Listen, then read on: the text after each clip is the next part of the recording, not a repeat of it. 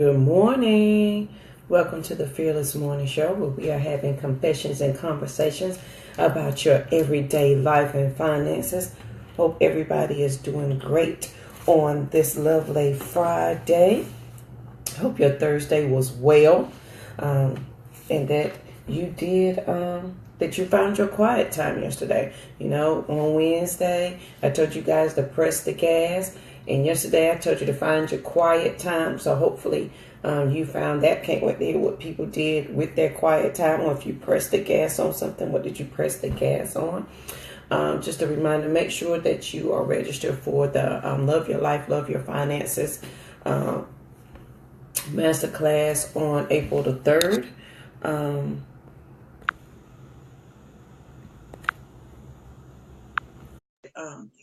Make sure that you are in there with us.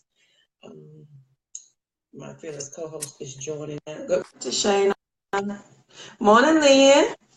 Good morning, girl. I like your shirt. I like your shirt. Awesome, Guys, these are our awesome. shirts from our event we had in Greenville, and they say Fearless Woman on them. So we thought we'd celebrate with you guys today and wear them on Friday. So I love them. Yes, guys. Well, good morning. Really quickly, we wanted to do something different today. So did you share that with them? I do apologize. Nope, I was just telling them to sign up for the webinar. Okay, awesome. So we want to do something different today. I am going to share the Confessions and Conversation quote with you this morning, but we're going to do something a little different where we're going to talk about, and we recognize the fact that we really didn't share who we are and what we do when we started this journey. Oh, thank you, Tashana. She said those are cute. Oh, thank you. We did not share who we are, what we do when we started this journey. So we thought we would take some time out today to answer these questions, because these are the types of questions that we receive all the time. But I do want to start out with a quote before we go into our interviews this morning. And this quote is from Confucius. And I thought it would be so timely because we've been talking about a lot of these things throughout the duration of this show actually airing. So when it is obvious that the goals cannot be reached, do not adjust the goals, adjust the action steps. That's by Confucius. When it's obvious that the goals cannot be reached, don't adjust the goals, adjust the action steps. So what that says to me is, maybe what you're doing is not the right thing to be doing at this time. So you need to shift, adjust, modify, whatever word you want to do, right? Whatever word you want to use, so that you can now change and do something different, because the goal that you set for yourself is more than likely something that you really want, or else you would not have set that goal. Why are you going to set goals that you really don't want to achieve? Answer me that. Right? So if it's something that you really want to achieve and you can't get there, just change what you're doing to be able to get there. I thought that was profound. I like that too. And that is from the thinking of Confucius. So that's it for that quote this morning. I hope that helps somebody like it helped me, because I know that there are times when I set out to start on this pathway, if you will, towards a goal, and then sometimes I just get messed up right in the midst of it all. And I also wanted to share something that I heard from the ladies yesterday. Yesterday I was at a Bosspreneurs breakfast here in Atlanta, and Judge Penny was there talking, and she was talking about how we have plans for everything, but sometimes we get too caught up in our plans, right? And Becky was also sharing with us, and she said sometimes when you put a plan, you put in 2 steps, then you breathe. You put in 3 steps, and then you breathe, and you're going down the path, and if somebody's coming by you on a roller skate, and they say, hey, I can take you down to the end of the road if you want to get on the roller skates with me, and you say, no, I'm taking these 2 steps, and I'm breathing. I'm taking these 3 steps and I'm breathing. And she said, then somebody else comes by in a car. It says, hey, I can take you down to the end of the road. Do you want to go? You're like, no, I'm on my path. I'm taking these 2 steps and I'm breathing. I'm taking these 3 steps and I'm breathing. So you own your plan. You're following your way, right? But you could have gotten there so much faster if you paid attention to the opportunity. See, that's where we change our action steps. The goal doesn't change, right? We still want the same end result. The goal doesn't change. We just change how we get there. So that's what Confucius is saying, guys. Change your action steps. That's all. That's all. And Tashana shares that I like that, was just telling Celeste, be creative in your solutions. Absolutely. We have been stifled, God, and I'll be the first one to say this. I was a former educator, but school stifled our creativity. If you think about the way that we had to learn, what do? We had to go in there, memorize those facts, be able to regurgitate them on the test, bubble in A, B, C, or D, right? If that is not stifling of creativity, I don't know what else is. And they did it to us the entire time we were in school. Dare I say, even in college, you didn't even get to think that much outside of the box. Maybe you had a couple of projects and things that you worked on with other people, but you didn't even get to go out that far outside of the box. So absolutely keep sharing that and training your baby. Creativity. Yes, you have to be creative in your solutions. You have to be creative in those action steps that you're taking to get to your next. Yes. Yes. All right. So that's it for the Fearless Morning quote this morning that I wanted to share with you. So, Miss JoJo, anything you would like to add? I love that because, like you said, we get so caught up sometimes in thinking we know what we have to accomplish, and that is the only way we can accomplish it, when it's not the only way you can accomplish something. It is not. And people come and offer you, so you have to be open-minded to get your suggestions and opportunities other ways. Just because your mind is not open to it doesn't mean it's not right or that it's wrong. It just means you need to open your mind to see other things. I think sometimes we get stuck where we are because our mind is stuck where we are. So if your mind is stuck, you're going to stay stuck. Good morning, Carrie. I'm glad you got on. And I had a quote today, Lynn, that tied in what we've been talking about for the past 2 weeks, is life isn't about finding yourself. Life is about creating yourself. My man, George Bernard Shaw, check him out. Life isn't about finding yourself. Life is about creating yourself. What do you want you to look like? Remember that rebuilding, staying consistent, being honest, the new rules to you. You are creating your new self. Me and George on the same wavelength, and I didn't even know it. Awesome. Yes. All right, go ahead, Lynn. I'm sorry.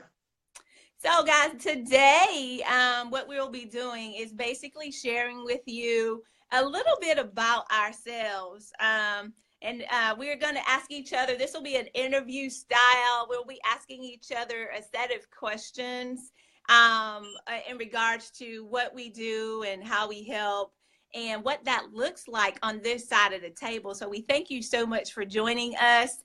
And yes, we're on one accord. Yes, ma'am. Yes. And we just wanted to provide this information to you so that in the event you are asked, well, why are you watching that Fearless Morning Show? What are those ladies doing over there every morning? And why are you spending your time listening to them? You'll be able to share with them what it is that we're doing. What's the assignment that we're on? Because you are in alignment in what it is that we're trying to accomplish as well. Because if you were not in alignment with this, if this was not meant for you, you wouldn't be here in this very second. So this is very important for us this morning to share with you all in this way. So we have a couple of questions. Thank you guys so much for joining in with us this morning. Thank you. I see you, Miss Emily. Thank you for joining us. She's one of my faithful go-to friends in real life and in the virtual world, in this virtual space. So Instead of real life. thank you so much. No, you're perfectly fine. You're here on you're not late. You're here at the time that you were meant to be. That's what we were just talking about. This is alignment. You're not late. You're doing what you were meant to do in this moment. So we appreciate you. We appreciate all of you for being here with us this morning. So, okay, JoJo, would you like to start? Go ahead. What are you going to say? No, would you like to start, or I didn't know which question you can start. Well, no, I'll start. And then if you guys have questions that you want us to answer that we may not be answering, let us know and we'll get to it. And so these are questions Lynn get all the, she gets these questions all the time because we talk about this quite often. She was like, hey, somebody asked me this question. So we decided to go ahead and put it out there. Lynn, who are the people you serve and why? Why do you do what you do, Lynn? So I educate professional women on the 4 asset classes of investing. And what that really means is this, guys. I am just astounded. I'm amazed in the number of smart, intelligent, well-educated women who are out there who have little to no knowledge of investing or interest for that fact, right, in investing. And one of the reasons that I'm astounded by this is because when we go to the U.S. Department of Labor and we look at the statistics for what's happening, not only in America, but in the world in general, I just want to share a couple of those statistics with you, if you'll bear with me for just one moment, because I'm driving home a point. So why it is that I do what I do, because we are completely underrepresented in this investing space. Not completely. Some of us are doing some things. Some of us know about a 401k, sort of, kind of, maybe, right? Because we do know we put money in it, but we don't understand all of the ins and outs of that. But what I want to share with you from the U.S. Department of Labor and the U.S. Department of Economic Statistics is they talk about the 62 million women. There are 62 million women who are waged workers or salaried workers in the United States, and only 45% of them participate in a retirement plan.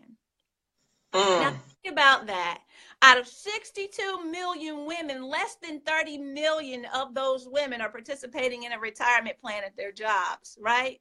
Or outside of their jobs. And in addition to that, some of those women, if we look at the numbers, most of the time, some women are working in part-time jobs where they don't have access to a retirement plan or a 401k, which enhances the fact that we need this investment education. But at this point, we have little to no interest in that thing because of where we are currently in our situations. See, it's about looking at things differently. The other thing that I wanted to share with you guys is almost 30% of non-married women who are 65 or older are poor or near poor when we compare that to 21% for men, right? And that by the time we're 65, so we're looking at going towards retirement age. By the time we're 65, 95% of men and women have married at least once in their lifetime, right? If we go back and we look at the statistics, we said they were married at least once. So that means in many cases, something has happened. Either you're divorced, you separated, you're widowed, or you still married, right? You fit into any of those different categories, or you're simply single. However, by the time we're at that age, 41% of women are widowed, while only 13% of men are widowed. What are those men doing? What are those men doing differently from the women, right?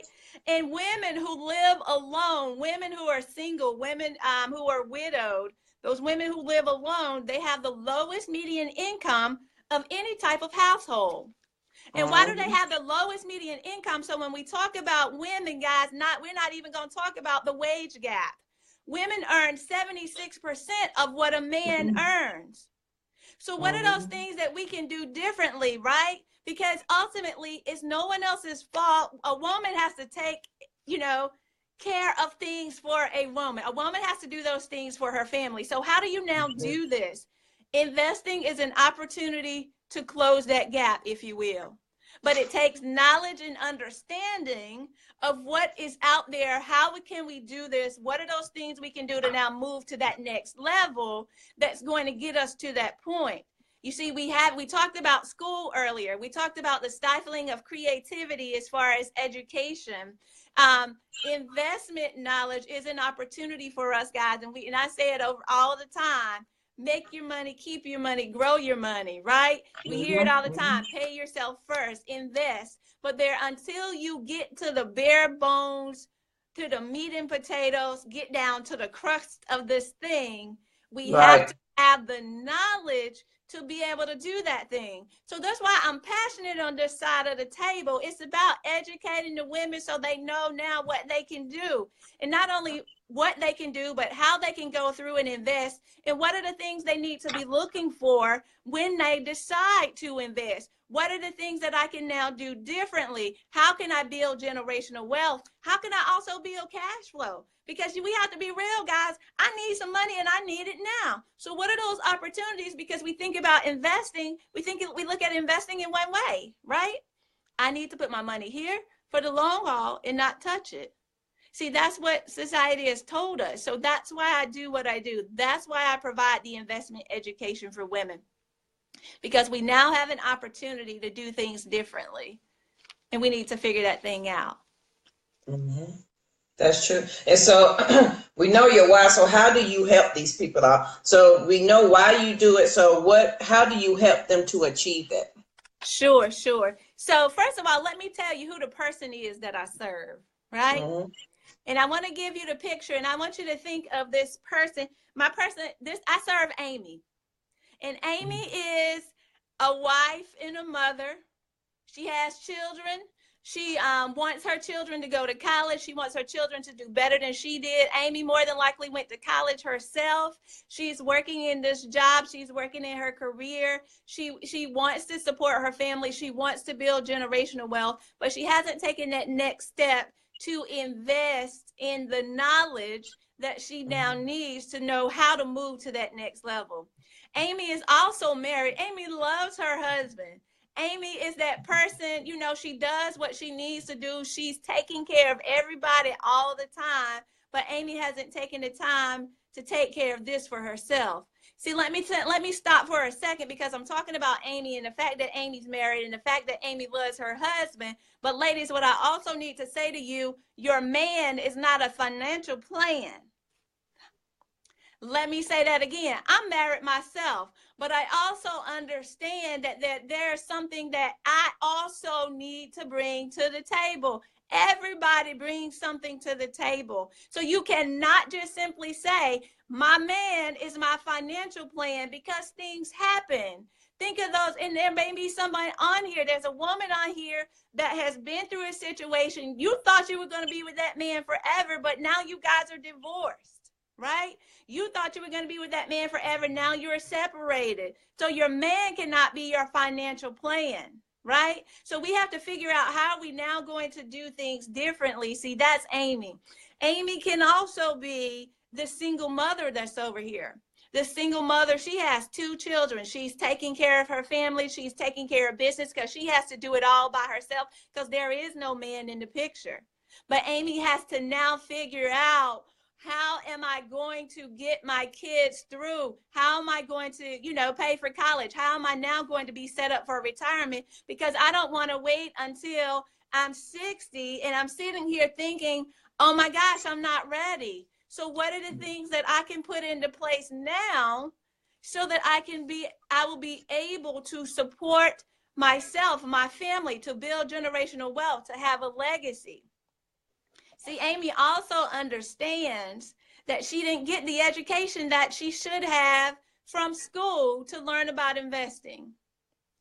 So there are several things that Amy can now do so that she can move to the next level. And that's either reading a book to start to educate herself, or even joining in and learning in other classes or other venues about investing. So there are different opportunities now for Amy as she moves forward, as she grows, as she learns how to make her money, keep her money, and grow her money. That's what Amy does. So how do I help Amy? How do I help the millions of Amy's out there who right now they're not interested in investing, or they think their man is going to handle all the investing, or they want to do investing, but they're kind of scared because they don't have the knowledge base that they need to have? One of the things that we do is to help support in a community, providing a supportive community of like-minded women that are going to be able to provide accountability for you as you're moving through this process, as you're learning more about your finances. See, what's most important is that we help you build the foundation, because you, without a great, strong, solid foundation, right?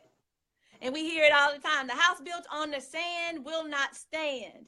So in what I do is help people build that solid foundation as far as their investment knowledge, so that now as they begin to build and to grow and see their monies grow, they're able to protect that, right? And not only protecting it for themselves, but also taking that knowledge and now passing it along from generation to generation. How do you now help your child? Help your child become the financial genius. So I provide the education, I provide the foundational knowledge, the cornerstone, and then we help to build that house. We help to build that investment house, if you will, brick by brick, because I train you in looking at what those things are. So for example, one of the things that I help women do and think about is when they start thinking about investing, and one of the common questions I get is, how do I find a broker? Well, it's really simple to find a broker, right? You can go online and Google, but there are certain things you need to look for as far as finding a broker. And then once you identify a broker, you have to have a brokerage account. So where do I go to set up an account? Can I go set up an account at TD Ameritrade and begin trading? Yes, you can. There are so many different opportunities out there, but you don't know where to start without having the foundational knowledge, right? And even if you do know where to start, then what do I do once I get there? See, what I do is I help women know what to do when you get there. What are the strategies that you now need to put in place that'll help you so you can start investing? See, guys, I'm not telling you something that I read about, that I thought about, that I'm hoping about. I'm telling you some things that I learned about, that I did, that I am doing. Let me just say that, because the investment world has been really nice to me and my family, if I'm just gonna be real for a second. And I'm thankful to God that he allowed me, right, to be able to be in this space, that he allowed me to be able to get in at the time that I was able to get in, so that the investing opportunity has been, you know, a tremendous thing. So I want to share that with women, right? I want to be able to share that with you, and how you can also make your money, keep your money, and grow your money. All right, so for some fun questions, what would you rather do, Lynn? And I think I don't know if I know the answer to this. Well, yeah, I do. Would you rather go to a party or stay at home with a book? Oh, you know, hands down. Well, the question, it depends, is my answer, right? It depends on several things. Whose party, right? Are they ratchet or not, right? And who's going to be there at the party, and what's the purpose of the party, right? I have to party with a purpose, right? And if there is no purpose for this party, if you're just getting together just to be getting together, that's not what I do anymore. That was me in college. That was USC Lynn, right? When I started out, and before I went to Limestone Lynn, right? That was Lynn then. Now, Lynn, I will go somewhere. I will prefer, guys, to get me a book and sit there and read it and stay at home, as opposed to going out and just hanging out with these people that, you know, many times, and I don't like to be fake and phony, so I don't like to go into those situations where in many cases sometimes, let's just be real, you're put into those situations. So rather than go out and be in this large party setting, I would prefer definitely to stay home and read that book. What's the funnest road trip you've ever taken? Like, where have you went? What did you do? I think, and this may be boring for some people, but the most fun road trip that I actually had was, and we went to Disney several times, Yep. right? Several times we went to Disney, but we had to, yes, Sarah, I sure did. All of us were That's up in there. Sarah is Lady's sister. Oh, yes, yes. All of us were up there together at the same time. Yes. But in looking at this, the road trip, getting back to the road trip, the most fun road trip was one that we had with our son. It was the first time we took him to Hershey Park. He didn't know what he was getting himself into. And I was like, oh, buddy, we're going to Hershey Park where all the chocolate is. And he's a little kid and he's like, yay. But along the way, so it wasn't a traditional road trip in the sense of a road trip because we did fly. We flew in, right, to Hershey, Pennsylvania. But then we had to rent a car after we got there. So we rented the car, and along the way, I was with my cousins and stuff. And of course, we have to stop, right? We have to stop everywhere. Ooh, there's a shopping mall. Let's go stop over there. Ooh, there's a nice place to go sightsee over here. Let's go stop over here. And my baby was like, Mama, are we ever going to get there? And then when we finally decide to pull up at Hershey Park and we were riding, you know how you ride down the corridor and they have all the nice greenery and designs and all the stuff when you get to Hershey Park. The most fun I had was when we went inside of Hershey Park, and there at the beginning, there's that museum where you can go through and see how they make the chocolate and all that stuff. And when my baby saw all of that stuff and all of that chocolate, just to see the look on his face, and he was just like, wow. Right there in front of everybody. I mean, he completely made the entire trip the most fun. And he was so excited throughout the whole duration. He was excited on the flight. I mean, it was to the point I was saying, Malachi, be quiet. And he would say all these crazy little, you know how kids are, out of the mouth of babes, right? All the little things that he say, all of a sudden, it's quiet on the plane. And he'll say, oh, Mama, yell something. He'll yell something out. And then you'll hear everybody on the plane start laughing, right? Because, I mean, he was just very entertaining that entire trip. And so I didn't think, and that's something simple. You wouldn't think that would be like the most fun road trip. But it just happened to be because it was just the excitement in him that brought out the excitement for me. It just made it just that much more memorable and exciting from that perspective. So yeah, that was it. Hershey Park, Pennsylvania. If you haven't been, guys, it's worth the trip. You'll be like, I don't want to go and see any chocolate. I don't want to go. And that was my thing. I do chocolate. You know, I'm down for anything chocolate. Yeah, and you know what? And I'm not even a chocolate lover. Not all right. What? Not even. And I was so tired. Not either. I was so tired of chocolate by the time we left there on that day for that trip. I didn't want to smell chocolate. I didn't want to see chocolate. My baby had chocolate stuffed animals, you know, the Hershey Man, anything possible. And the thing that we didn't like, this was the worst decision, buying chocolate. It was July. So what happens? The chocolate is melting over everything. That was the worst decision ever, but it was still the best trip. So yeah, that was it for us. What about for you? What was your fun road trip? My fun, as I was thinking, and I have two, but I'm tell you one of my favorite was in college. Marcy was my roommate, and remember Marcy Matthews, and everybody's like, y'all are never going to get any sleep because both of y'all talk so much, like, and that was the running joke. When are y'all going to sleep? So the girls' basketball team was playing in Boca Raton, Florida, right? And she was like, Judge, you want to go? My grandparents live down there. I was like, sure. So I had a blue Acura Integra. She worked for Mary in the cafeteria, so she packed our lunch.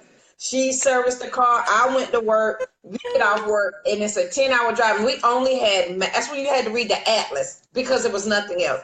but her grandparents had called and gave us detailed instructions on how to get there. And my mama, you don't know this.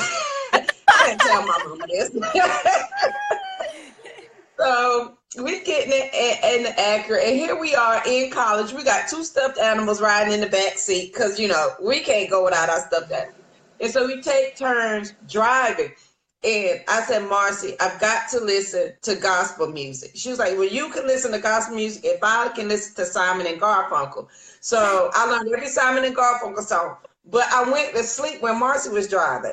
And Kirk Franklin was on, and he was playing Jesus, Jesus, Jesus. And so Marcy was hitting the gas to the Jesus beat. So we were doing like this. Jesus. I was like, why are we jerking? She was like, I love this song. Jesus, Jesus. And here we are doing 85, going down 85 with her pressing the gas to Jesus. Had the best time. We got down there. Oh, and the girls basketball team, we sucked.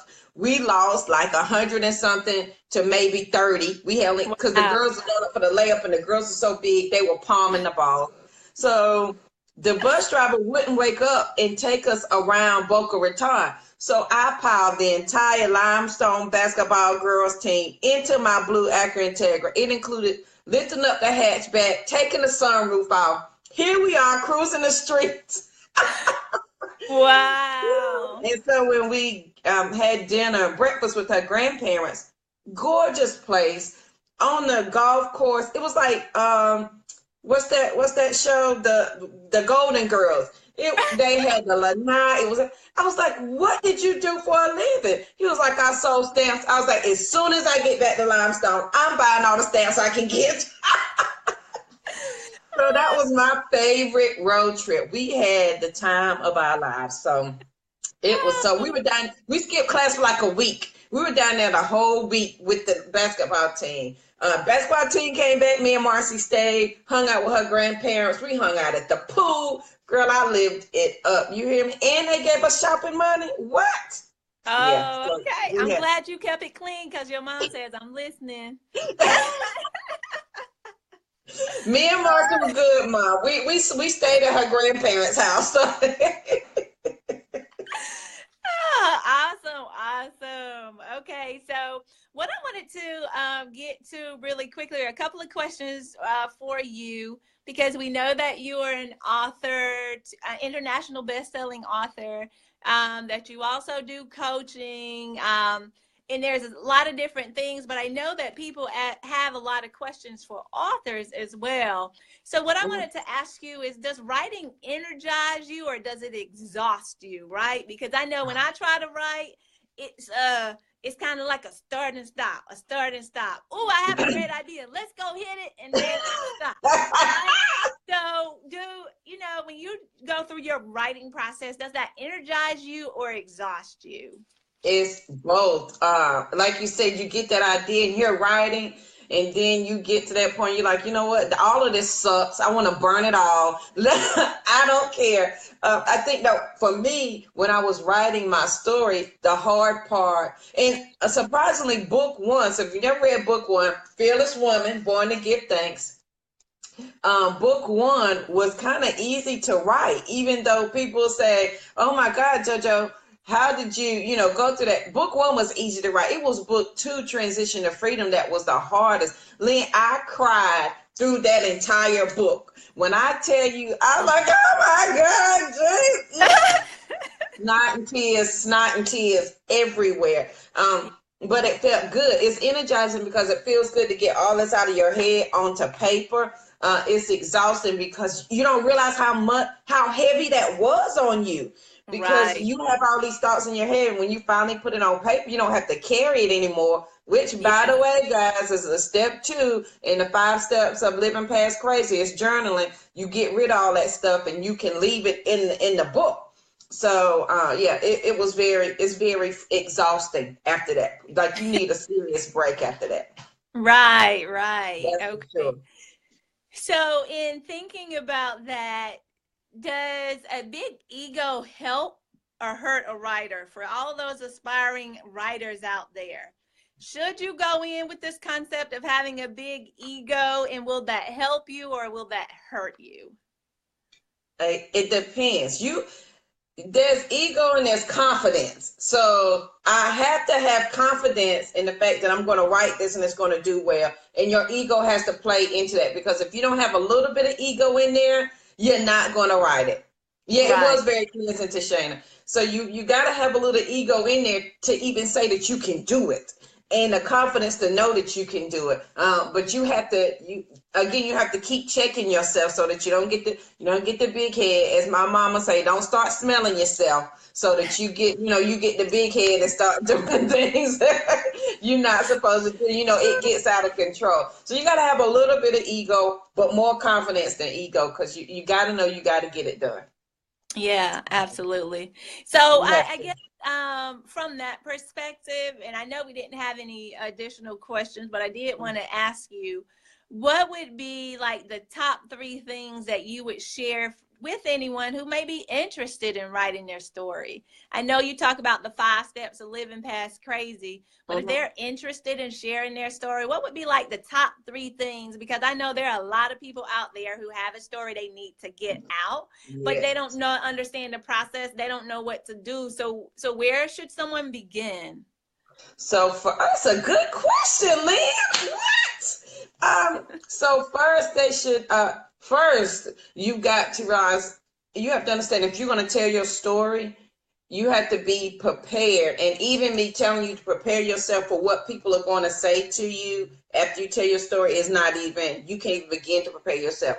I've heard everything from you crazy, you stupid, you shouldn't be telling all your business, to oh my God, you saved my life, and everything in between. And you have to be mentally kind of tough and strong to handle those comments that come back at you. So first thing is, if you're ready to tell your story, be ready to tell your story in the fullness and honesty of it all. Because I found out when I was writing my story, I was like, oh, I don't know if I want to put that in there. But if I'm telling the truth and I'm telling my story, you got to tell it all. So be willing to tell all the truth in all the story, and be willing to accept it for your part in your story. Because, whether it's domestic violence or not, you got to accept your part in the story. The second thing would be committed to the idea. Don't let somebody else deter you. Because once people find out you're writing a book, oh, what you writing about? Oh, girl, I wouldn't write about that if I was you. I wouldn't do that if I was you. But you can't get deterred. You have to have a plan to achieve what you want to do. And for me, a lot of people say, well, how did you start writing? Like, you wanted to do your story. What was the first, after I realized I wanted to do it, I had to have a plan. Like, I had so many things and thoughts. So what I did is, I put all of my major thoughts down. Like, I got married, this happened, and this happened. And then what I did is I made a list of all of my major thoughts, and every day I would pick a thought and I would write on it. I would write till I couldn't write anymore. Save it. The next day I picked my next thought. And then I went back and I put them in, because I wrote my thoughts out as they came to me. And then later when I was finished, I went back and put them in order. A lot of people think it has to be this great, there's a grand scheme. No, it's whatever works best for you. And that's what works best for me. I put all my major thoughts that I want to talk about down so I don't forget them. And then I pick one of those every day and write about it. And eventually what you'll find is you're tied in together. And as you read it as a complete document, you'll see the flow. Yeah, I love that. The number one thing that I love that you just shared, guys, is about the honesty in your story. If you cannot be honest with yourself, you cannot be honest with anyone else that you're sharing your story with. And you have to tell that in the fullness and the truth of what it is. Yeah. And make sure, guys, that you listen to your spirit man, if you will, right? Because you need to get connected with God so you can push all of that other stuff aside. Yeah. All of the noise that you're going to hear from everybody else, even the noise that you might hear from yourself. Be honest. Yes, being honest. That's invaluable. That's invaluable. Well, that's it for the questions that I had. I didn't know if we wanted to also open it up to anyone who's on the stream. If you have a question that you wanted to ask either of us, you can type that in the comment section. At this time, if you have any questions, if you have any comments you want to share, Also share those as well. And if you've written a book or if you've written anything too, go ahead and share that with us as well. It's great. It will be interesting for us to know, hear, and understand from you as well. What are the things that you've done, or potentially if there's something that you struggle with or that you have a question that you want to ask, you can go ahead and type that in as well. We'll give you a couple of seconds because it takes a little bit of time to type for those of you who would like to respond. And but in the meantime, I wanted to ask you one of the other fun question, which the fun question that you asked me. So which would you prefer to do? Would you like to go to that big party, or do you want to book? I know your answer already before you even say it, right? Like, go ahead. Y'all know I'm on that book. You know that's what I'm on. Party what? I gotta get dressed and go weird. And that's a real y'all, like, even though I'm a nerd to my heart, if you come to my house, there's books, and my kids like, Mom, how many books you got beside the bed table? Doesn't matter, leave them alone. I'm gonna read all of them. But that's a struggle, because sometimes I'm like, oh, I want to go out and have fun, but then I really remember I don't really care for big crowds. I don't listen to the same music they listen to. I'm not doing the same thing they're doing. So like you said, it got to be a party with a purpose. So that may be the only, something different. I go to, little stuff, but nothing like what I did in college. Nothing like what me and Lady used to do back in the day. Lady got me out of my shell, and she's still listening. She got me out of my little shell when we used to hang out back in the day. We had a good time.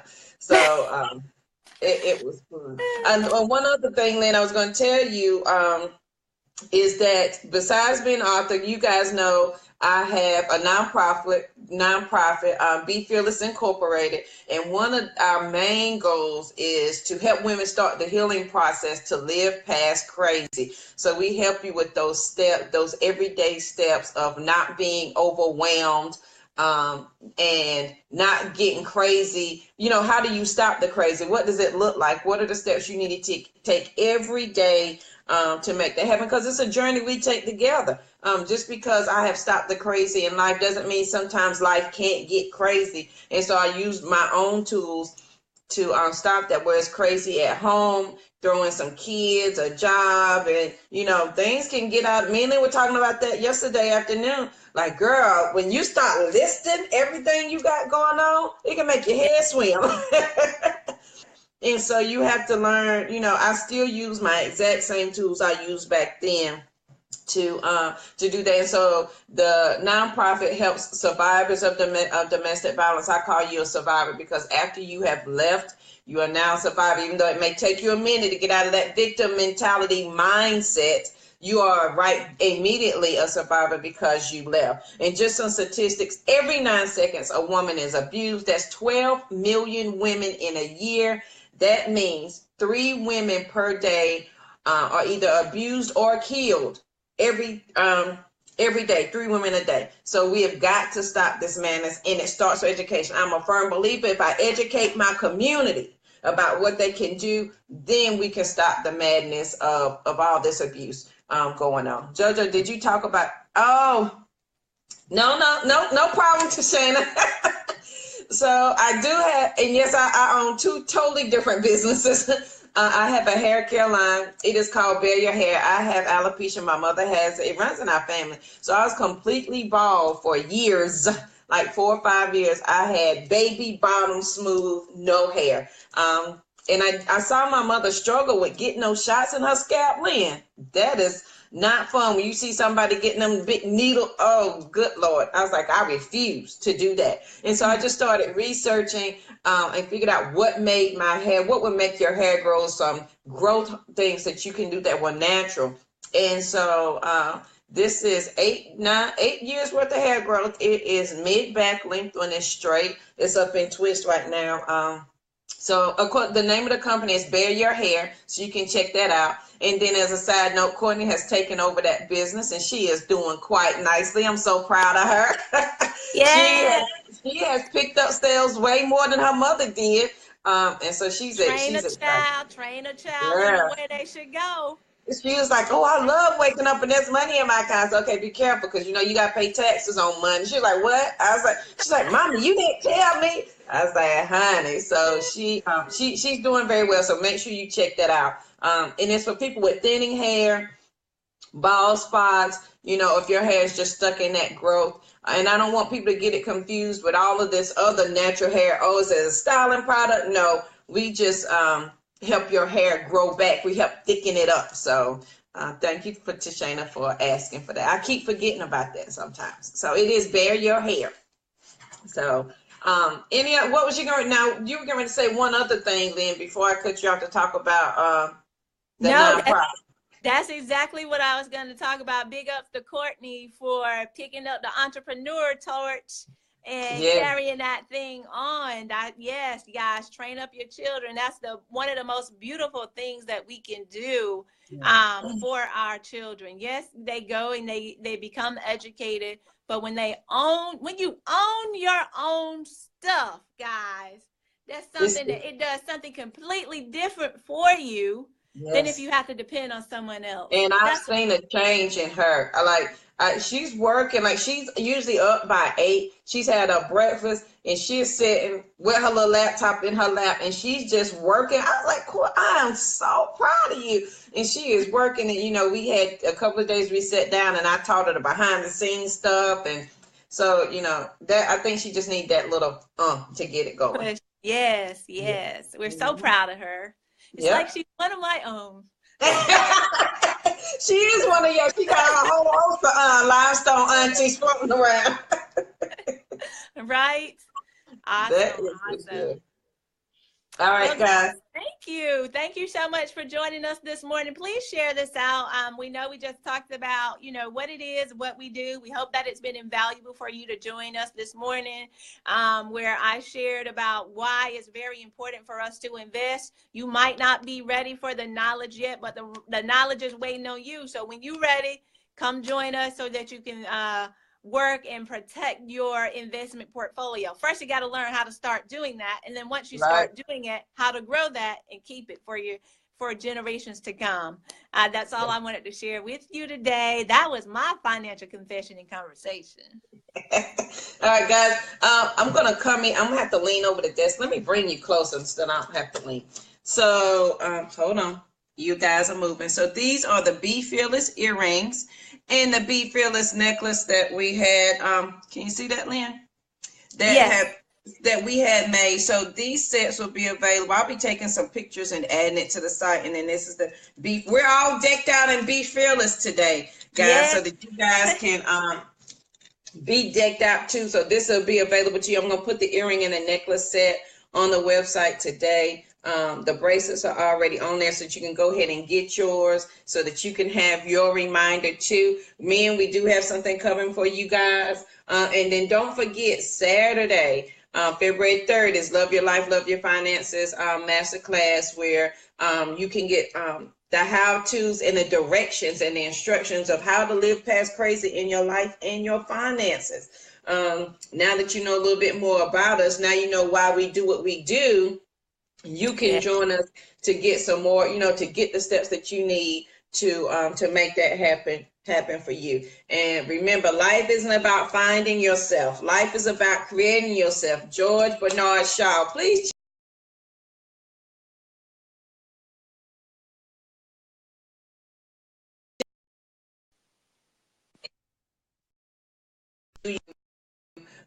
Today. Sorry about that, Linda. My video go out. I think the broadcast was interrupted for some reason, but it's okay. That's all right. We do have this t-shirt. Thank you, Trina. It's called Fearless Woman. These are leftover the t-shirts that we had for our event in Greenville. We do have a Be Fearless apparel store. I'll post that too. You can get bags, you can get t-shirts, all kinds of good stuff out there, so you can have your reminder with you constantly, because this is a journey that we are going on together. It's not something that we're just going to tell you one thing and then we're out. We're doing this together. We are all in this together. And like Lynn said, we're having confessions and conversations about everyday life and finances. We're getting it together every single day. So don't think that you're in this alone. And that's the purpose of the Fearless Morning Show. You don't have to do this by yourself. That's what you have Lynn and I are here for to give you the steps, because we have lived in crazy in our life and our finances. And me, it's been both. I've been crazy, definitely in my finances. I have lived that paycheck to paycheck lifestyle. And it's not pretty. It's not fun. That is more, not paying attention to your money is stressful as I don't know what. Paying attention to your money is like a weight is lifted off you, because now you know. Because when you don't know, you assume, and when you assume, you make a fool out of you and me. So, well, amen. All right, Trina, and I forgot to call you. Trina said she's juggling. Okay, the Lord is leading me. Well, amen. Press that pedal, girl. Pedal to the metal. Right. I'll call you. I'm gonna call Trina later. Trina will call you later today too. So after I take some more NyQuil and wake up again. So guys, don't forget the Be Fearless earrings and the Be Fearless necklace. I will have them up on the website today. The bracelets are already there, so you can check those out. Make sure you share the video. So it's all about, once you know, you have to teach somebody else. So now that you guys know, it's on you to teach and show somebody else. Lynn, were you getting ready to say something else? That's exactly it, guys. Don't keep the knowledge to yourself, and don't keep the knowledge and not take any action steps. So you have knowledge, you need to do the work, because nothing changes until you do. You do the work. Don't look for anybody else to do anything and think things are going to be different for you. You be the change you want to see. Sounds cliche, but it's the most evident truth for us in our lives. Yeah. And it's a process. So don't think when you start this journey, oh, it's going to be quick, fast. It's not magic. We don't sell that. It's not going to be overnight. It's a process, and you're going to have to work it out and walk it out. So absolutely. Lynn, tell them where they can find you. You forgot to tell them where they can find you. And sure. I posted the link to the webinar below. Yes, guys, you can find me on my website at demmonsenterprise.com. Go over to the resources tab. There are a lot of blog posts on different topics, including investing. If you are still at the beginning, you need the foundation of getting your finances in order, managing those finances better. There are some posts there. There are some free opportunities, PDFs, documents, toolkits, things you can use that will help you on your financial journey. Just go over there and let me know by providing feedback on my site. If you go, demmonsenterprise.com/resources. Thank you so much, JoJo. Go there. Let me know what you think. Let me know if there's something missing that you wanted, because we're always updating and adding information, customizing it to our to those who need or would like the support. And thank you so much. You can also find me on Instagram and Twitter at DemmonSpeak. That's right.